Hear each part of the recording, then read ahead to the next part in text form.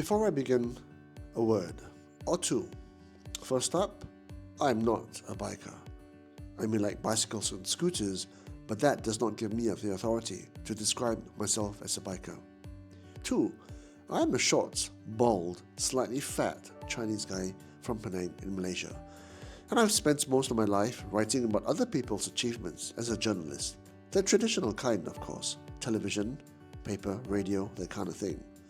So if you've landed here seeking technical information about the Classic 350 or super cool droney type information content with slick transitions, sorry, you are in the wrong place.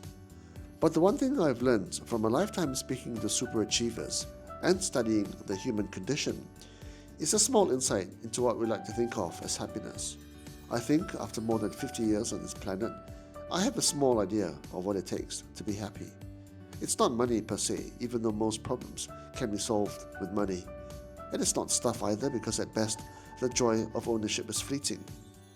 When people ask me what I crave most in life, I do not hesitate. My answer is freedom. The freedom to be who I want, to do what I want, when I want, with whom I want, to dress the way I want, to speak my mind, to have autonomy over my life. Freedom. Now, I'm not advising you to ride motorcycles, but for me, the closest thing to feeling free is when I'm on two wheels, and the only thing thrusting me into the breasts of God's good earth is a 4-stroke, single-cylinder engine thumping away beneath me.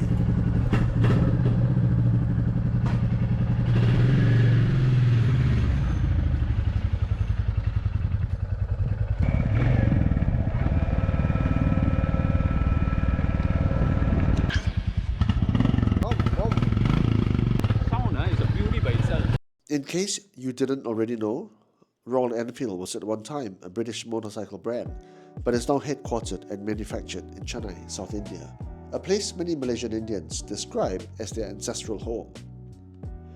Not only is Royal Enfield the oldest motorcycle manufacturer in continuous production, they also make gloriously simple machines that hark back to the golden age of two-wheel motorcycling, a time when there were no mobile phones, no social media, no 24-hour news cycles. For the next 5 days, I'm riding Royal Enfield's Classic 350, a motorcycle whose DNA reminds me so much of the Bullet I fell in love with in 2016 when I visited that amazing country known as India. In so many ways, this bike resonates with me. With a mere 350cc, 20 horsepower, and a top speed of just some 100 kilometers an hour, it is this humble, simple, and unassuming machine that is built for transport, longevity, and durability, yet has the charisma and personality to stir the soul like no other. And those looks, those classic lines, yet constructed in almost all metal, no accountants dictating cost-saving plastics, just pure engineering and that single-cylinder thump. It's just an irresistible package. I just left the madness of the KL commute and I took a little side road just before the toll to go to Genting. And it looks like I'm going the wrong way because I'm headed to Bukit Tinggi today. And yep, so I'm gonna patah balik. But man, just feeling of getting out of KL, Jesus, what a mess. But it's amazing being back on the road and being on the open road.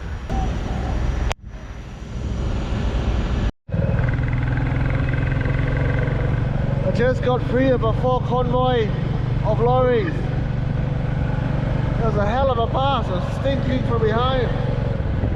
But thankfully I'm through.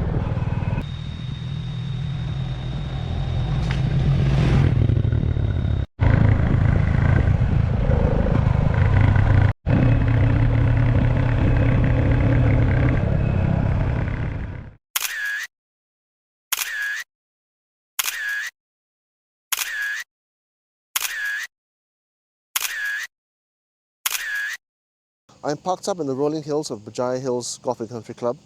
It's a really nice spot. I've spent the last hour or so driving up to this place on the old roads of Gombak to Bentong.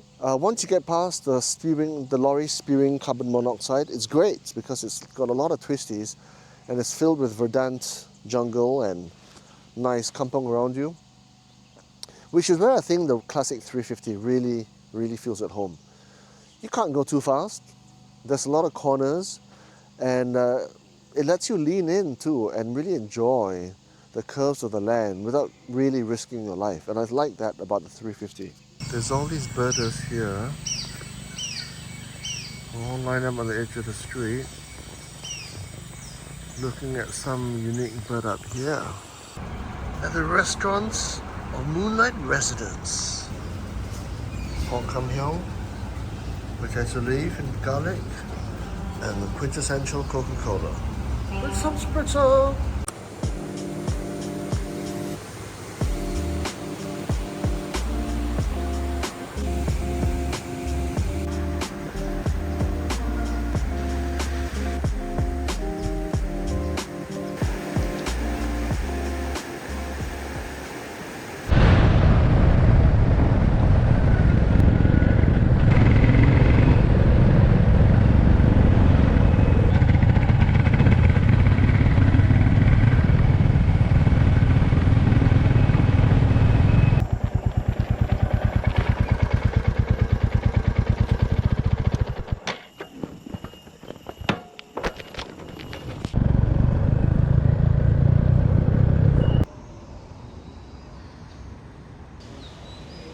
I'm not sure whether anyone has ever made the connection between riding a motorcycle and religion. But it is, because riding with the 350 is quite spiritual. You got a sense of calm, sense of peace.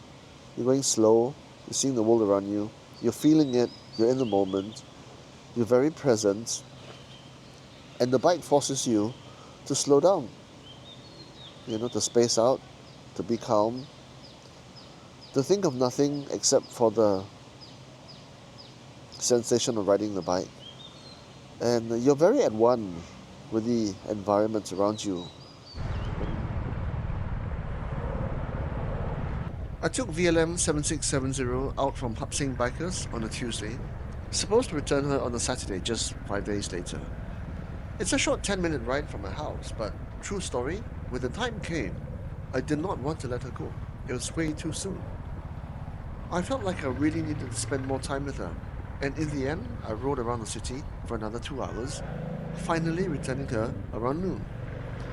Now, while I haven't spent much time around motorcycles, I can hand on heart say that this classic 350 has a way of grabbing you by the heartstrings.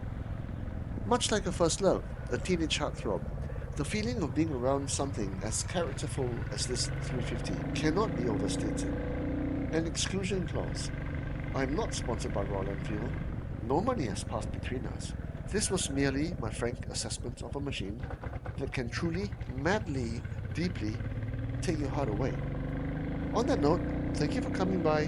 Be well, stay safe, and carpe diem. Over and out. Lose it, don't lose it, don't lose it, don't lose it, don't lose it, don't lose it, don't lose it. Introducing my professional camera setup on a Royal Enfield Classic 350 with a professional background of aesthetic layouts, a special seat to present bike interviews on and monologues, and a very professional GoPro setup mounted on the steering wheel with highly professional duct tape.